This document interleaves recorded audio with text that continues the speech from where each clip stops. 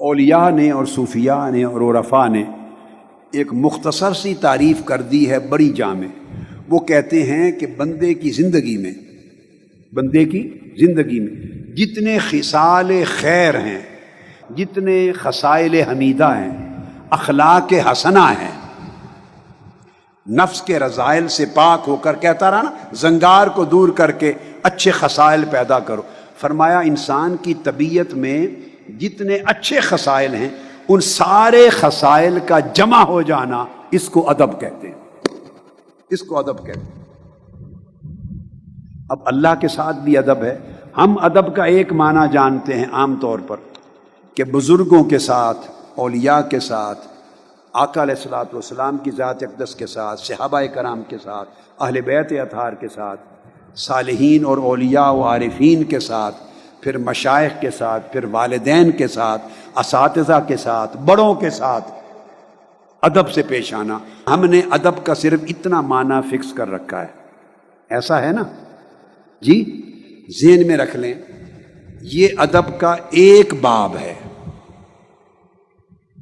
یہ ادب کا، اگر ادب کو آپ 100% یعنی ایک کلیت میں کر لیں تو آدھا حصہ اس ادب میں آتا ہے، اور پورا 50% آدھا حصہ دوسرا ادب ہے، سارے دونوں حصے ملا کر ادب ہے۔ تو اللہ کے ساتھ ادب ہے، اللہ کے رسول کے ساتھ ادب ہے، صحابہ و اہل بیت اطہار کے ساتھ ادب ہے، صحابہ کرام کے ساتھ، تابعین، سلف صالحین کے ساتھ، اولیاء کاملین کے ساتھ، بزرگان دین کے ساتھ، والدین کے ساتھ، مشائخ کے ساتھ، بڑوں کے ساتھ ادب۔ یہ ادب سمجھ لیں پورا دین ہے۔ پھر دوستوں کے ساتھ، اعزاء اقارب کے ساتھ برتاؤ، بہن بھائیوں کے ساتھ برتاؤ، والدین سے گھر میں شروع ہو جاتا ہے، والدین کے ساتھ برتاؤ، یہ حسن ادب ہے۔ جتنے بیٹے بیٹیاں چھوٹی عمر میں ہیں، نوجوان ہیں یا جوان، وہ سن لیں، ان کے ساتھ برتاؤ میں گفتگو کریں تو دھیمی آواز میں کریں، زیادہ تیز ترار ہو کے نہ کریں۔ والدین سے، ماں باپ کی ادب کریں، عزت کریں، تکریم کریں۔ وہ پڑھے لکھے نہیں ہیں تو کیا ہوا، ان کو جاہل سمجھ کے، گوار سمجھ کے نہ جھڑکو، اف اور تو میں نہ کرو، کوئی بات نہیں۔ ادب علم کی وجہ سے نہیں ہو رہا، ادب ماں باپ ہونے کی وجہ سے ہو رہا ہے۔ آپ ڈاکٹر بن گئے، انجینئر بن گئے، وہ محنت مزدوری کرنے والے ہیں، چھوٹے ہیں، تو وہ ادب آپ کے اس منصب کی وجہ سے نہیں ہو رہا، ادب ان کے ماں باپ ہونے کے حق کی وجہ سے۔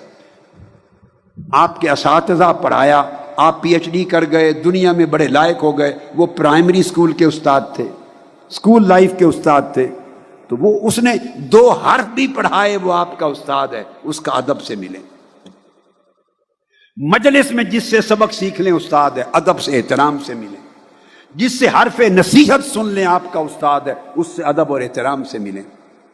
پھر ہر جو بڑا ہے عمر میں، اس سے ادب اور احترام سے ملیں۔ تو یہ ادب ہے۔ اسی طرح چھوٹے کا بھی ادب ہے۔ میں نے کیا کہا؟ بولیے۔ چھوٹے کا بھی ادب ہے۔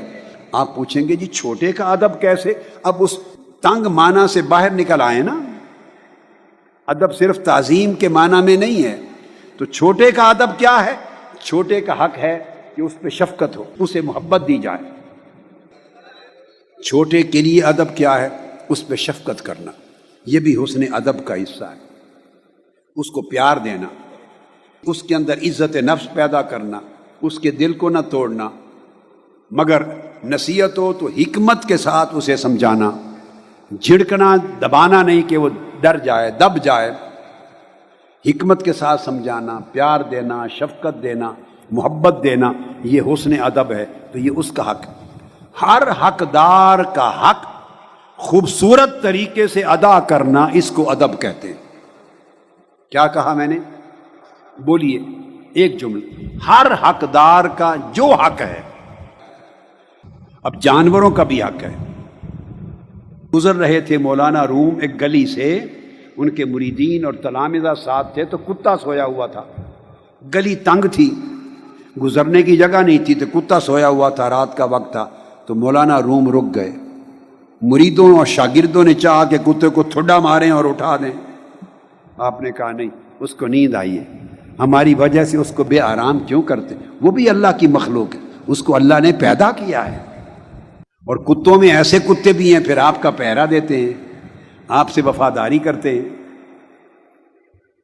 وفاداری کرتے ہیں، تو کتے کا بھی حق ہے، تو اس کا حق بھی اسے دینا، حیوانوں کا بھی حق، پرندوں کو بھی دینا، خیال کرنا، ان کو مارنا نہیں پاؤں کے نیچے، کسی کو اذیت نہ دیں، کسی کو دکھ نہ دیں، کسی کو تکلیف نہ دیں، کسی کا دل نہ توڑیں، الا یہ کہ حرام کام ہو، ناجائز ہو، اس میں دل رکھنا توڑنا نہیں ہے، دل نہ توڑیں، کسی کو جھڑکے نہیں، کسی کی عزت نفس مجروح نہ ہو، وہ اپنے آپ کو آپ کے عمل سے حقیر نہ سمجھے، نہ آپ حقیر جانیں، ہر ایک کی عزت کا خیال کرنا یہ ادب ہے، ہر ایک کا لحاظ کرنا ادب ہے، ہر ایک کو اس کا حق دینا ادب ہے، ہر ایک سے مسکراتے ہوئے چہرے سے ملنا یہ ادب ہے۔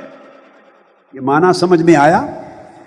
تو یہ سارے جو خصائل ہیں، خوبصورت خصلتیں جن کے ساتھ بندہ اللہ کے ساتھ اپنی بندگی کا تعلق نبھاتا ہے، رسول پاک صلی اللہ علیہ وسلم کے ساتھ اپنی غلامی اور امتی ہونے کا تعلق نبھاتا ہے، اکابر کے ساتھ چھوٹا ہونے کا تعلق نبھاتا ہے، بڑوں کے ساتھ چھوٹا ہونے کا تعلق نبھاتا ہے، اللہ کی ہر مخلوق کے ساتھ ایک مخلوق ہونے کے ناطے تعلق نبھاتا اور ان کا حق ادا کرتا ہے، ہر شخص کے ساتھ اور ہر فرد کے ساتھ اور ہر مخلوق کے ساتھ اس کا حق ادا کرنا اور اس کے ساتھ معاملہ خوبصورت طریقے سے کرنا، خوبصورت طریقے سے معاملہ کرنا، اس کو ادب کہتے ہیں۔